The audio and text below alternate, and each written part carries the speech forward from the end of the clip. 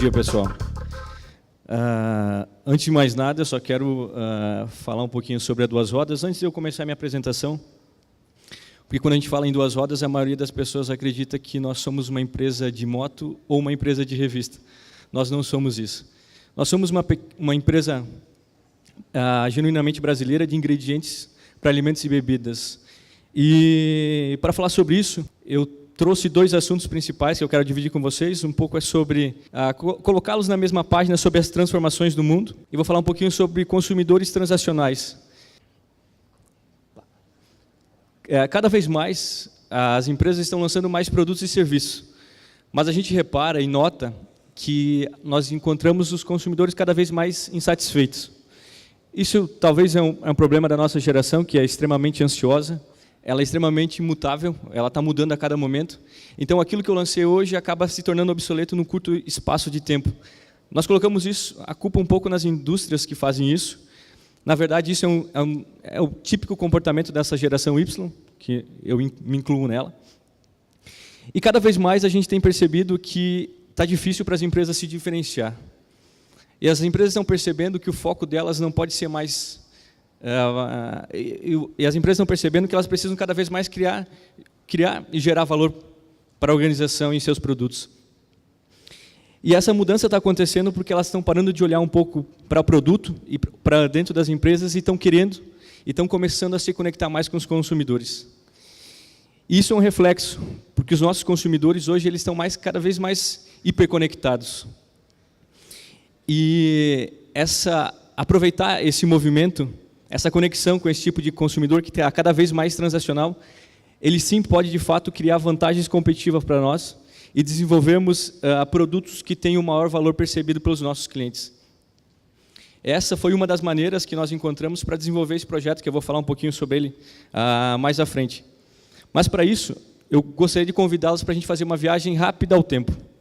Eu trouxe aqui uma máquina do tempo e eu vou começar avançando no futuro. Eu vou falar sobre 2050. Em 2050, a Toyota já anunciou que ela não vai mais produzir nenhum carro movido a gasolina.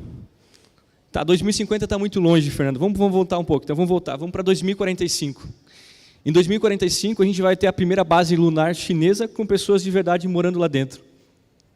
Em 2045, os médicos e cientistas já disseram que nós teremos nanorobôs identificando doenças e nos curando antes mesmo delas nos provocarem alguma coisa. Mas ainda está muito longe, Fernando. Vamos para 2030. Então, vamos para 2030.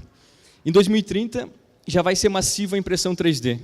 Então, eu vou estar em casa brincando com o meu filho e ele quer um Batman. Eu vou imprimir o Batman para ele. Isso é um dos modelos de indústria que vai ser mudado. A indústria de brinquedos, por exemplo.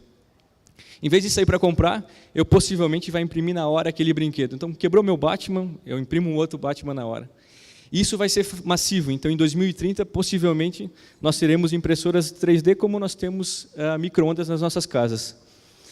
E isso é um reflexo do que a indústria já vem desenvolvendo nos últimos anos em impressão 3D. A China, por exemplo, já desenvolve impressão 3D.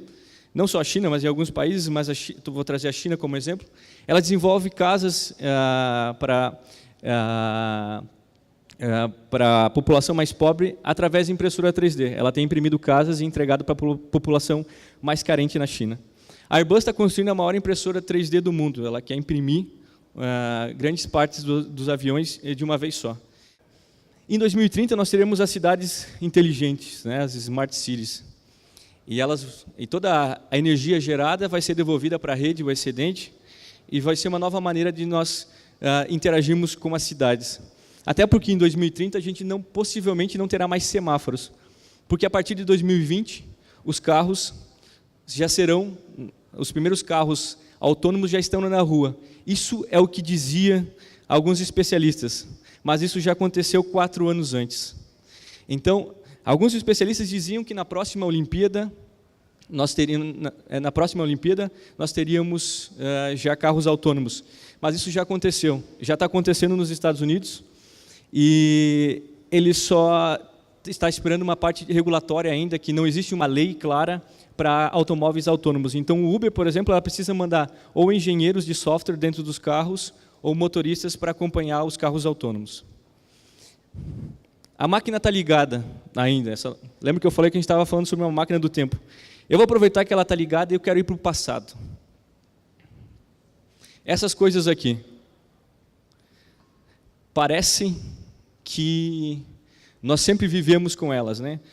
O 3G, o iPhone, os aplicativos, as redes sociais, parecem que nós existimos desde sempre com elas. Mas se a gente olhar um pouquinho para trás, a gente vai perceber que isso existe há pouquíssimo tempo. Há 10, 11 anos. Ou seja, há menos de 10 anos, 11 anos, nós não tínhamos nada disso. E como o mundo se transformou. E essa nova realidade, ela parece ser imutável. E tem uma coisa bem interessante no livro do Peter Drucker, A Era da Descontinuidade, que ele diz que quando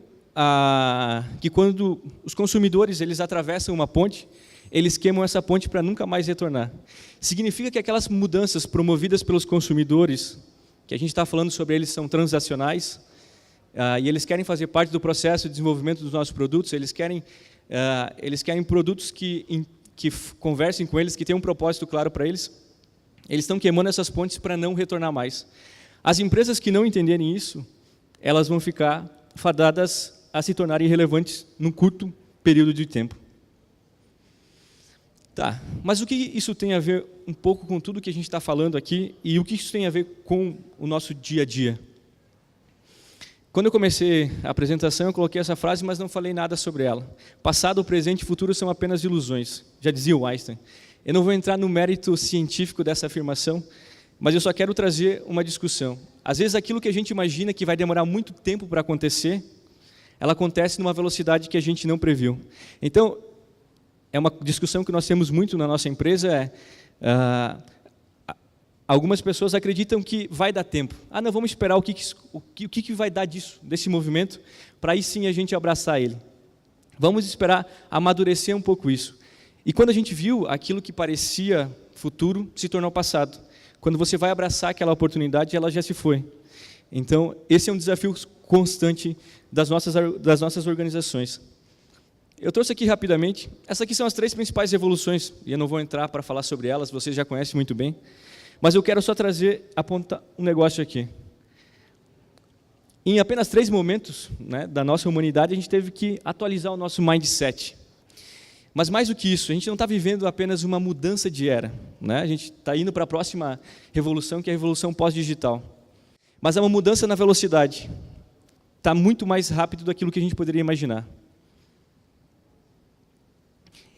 E se está tudo mudando tão rápido, o que fazer daqui para frente, né? Se não há uma certeza para nada.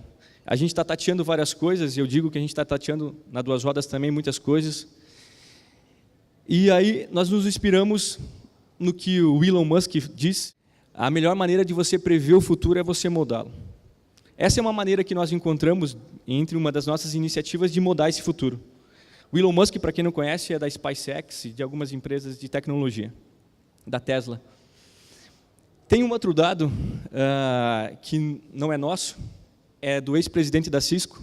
Ele comparou os dados e foi olhar as sobrevivências das empresas nos últimos anos, as mudanças que estão para acontecer, e conseguiu prever, ele diz em algumas apresentações, que possivelmente 40% das empresas vão falir nos próximos 10 anos. Significa que talvez a nossa empresa vá à falência. Talvez o concorrente que vá nos quebrar está nascendo aqui ou vai nascer aqui. E como é que a gente pode construir relações, aproveitar essas relações com os nossos consumidores para construir esse futuro que a gente tanto espera e para que a gente não se torne relevante, né? Aquilo que eu falei do Peter Drucker, para que a gente não fique do outro lado da ponte, né? Como é que a gente vai reter isso? Nos últimos 75 anos, a gente refinou muito essa visão de mundo. E às vezes a gente se preocupa muito com os nossos concorrentes e esquece que existem comunidades de consumidores que estão destruindo alguns negócios, que eles estão moldando os negócios do futuro. Porque no fim a gente está falando sobre pessoas. E às vezes a gente se concentra muito em olhar os nossos concorrentes, o que eles estão fazendo. E a gente acaba não aproveitando esse consciente coletivo de consumidores que pode nos ajudar a criar esse futuro. E aí nasceu a planta, que eu vou falar um pouquinho para vocês agora. Para desenvolver a planta, a gente utilizou um pensamento que é das nossas avós. 2 cabeças pensam melhor do que uma. E não só das nossas avós. A gente viu muitas coisas nos últimos tempos sobre inovação colaborativa e como ela pode afetar o nosso negócio. Tem um escritor, esse cara é o escritor do New York Times, ele escreveu, isso aqui é só um exemplo, ele escreveu esse livro, A Sabedoria das Multidões, como a inteligência coletiva vai transformar a nossa sociedade, a nossa economia. Esse é um reflexo de como grandes pensadores estão olhando para esse movimento. Vocês acham que é mais fácil esse cara sozinho resolver esse quebra-cabeça, ou esse grupo juntos de maneira mais rápida, mais eficiente e talvez mais divertida encontrar a solução para um problema? Esse é o objetivo da Planta, a primeira plataforma de inovação colaborativa para alimentos e bebidas do Brasil. Nós somos uma empresa que é B2B, ou seja, nós fornecemos para grandes marcas como Nestlé, como marcas brasileiras e internacionais. Fornecemos aromas e ingredientes. E a Planta nasceu disso. Como a gente lê os consumidores dos nossos clientes, né, os clientes dos nossos clientes, e transforma isso em oportunidades de negócio, como a gente vai reter valor deles? A Planta, então, é uma plataforma que ela une milhares de cabeças pensantes. Nós escolhemos alguns perfis, alguns públicos, como os universitários, consumidores e, de fato, as empresas, porque elas precisam tangibilizar isso. Então, de um lado, nós temos milhares de chefes de cozinha, universitários, consumidores, que têm insights toda hora, demandas não atendidas pela indústria. A indústria não conseguiu chegar neles. E, do outro lado, nós temos os nossos clientes, são as empresas que podem tangibilizar isso, porque nós somos uma empresa B2B, nós não somos B2C. E a Planta faz essa conexão entre esses dois mundos. Então, nós temos a Planta, nós temos as pessoas que têm necessidades, desejos, ideias, nós temos a Planta que faz a ponte com os nossos clientes, com as empresas de alimentos e bebidas do Brasil, para a geração de produtos que têm um maior valor para a comunidade de uma maneira geral. Eu vou dar um exemplo para vocês. Essa ideia aqui, ela surgiu dentro da nossa plataforma, forminhas comestíveis forneáveis para cupcake. Aqui só está uma visão para que vocês entendam como funciona a nossa plataforma. Depois eu passo o caminho e falo um pouquinho mais sobre ela. Essa ideia, ela interessou a uma empresa de panificação, e hoje nós estamos desenvolvendo esse projeto em parceria com essa empresa. Então, nós estamos nos aliançando a consumidores, universitários e empresas para criar um ciclo de inovação virtuoso. Para as empresas que participam conosco da Planta, elas têm acesso antecipado às ideias, porque elas têm subadministradores, então elas conseguem ver todas as ideias que são geradas dentro da plataforma antes de irem para um ambiente aberto. Elas têm exclusividade, então elas podem bloquear as ideias que elas têm maior interesse, e elas podem criar desafios. Então, eu sou uma empresa que trabalha com produtos, com laticínios, por exemplo, e posso entrar lá e colocar, ajude-me a trazer maior saudabilidade para o café da manhã dos brasileiros. E aí ela pode utilizar desse hub de pessoas que nós conectamos para desenvolver soluções para a indústria de alimentos. Tudo isso é gerenciado por uma spin-off dentro da Duas Rodas. A Planta é uma plataforma independente. Quando nós criamos ela, nosso desejo sempre foi criar um movimento de inovação colaborativa. Como é que nós levamos as empresas brasileiras para frente? Por isso que nós tratamos todos os projetos e ideias geradas na plataforma de maneira separada. Ela não interessa apenas aos interesses da Duas Rodas que investiu nela, mas o nosso objetivo é criar um movimento que ele possa se autogerir com pequenas e médias empresas do Brasil, para levar essas empresas para um passo adiante. Essa é a Planta, de uma maneira geral. Ela gerou 350 ideias de novos produtos. Dessas ideias, 9 estão em desenvolvimento, desculpa, e nós temos mais 4 em análise técnica e mercadológica. E agora nós estamos expandindo, nós expandimos elas para universidades e para as empresas, apresentando isso.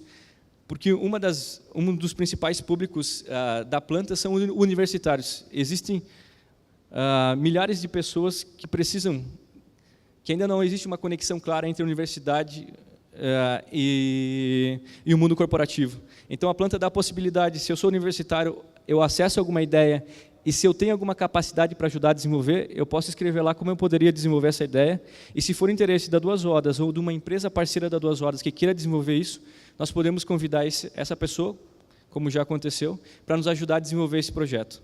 Então, são maneiras mais rápidas e talvez mais empolgantes da gente desenvolver novos projetos. A parte de perguntas e respostas eu já soube que depois eu converso com quem tiver interesse. Aqui tem alguns contatos, se vocês quiserem depois acessar e conhecer um pouco do nosso projeto, é www.planta.vc. Bom, é isso que eu tinha para dividir com vocês. Eu queria dividir especificamente um projeto. E agradeço o tempo e espero que tenha sido produtivo, ou pelo menos divertido, passar esses minutos com vocês. Obrigado.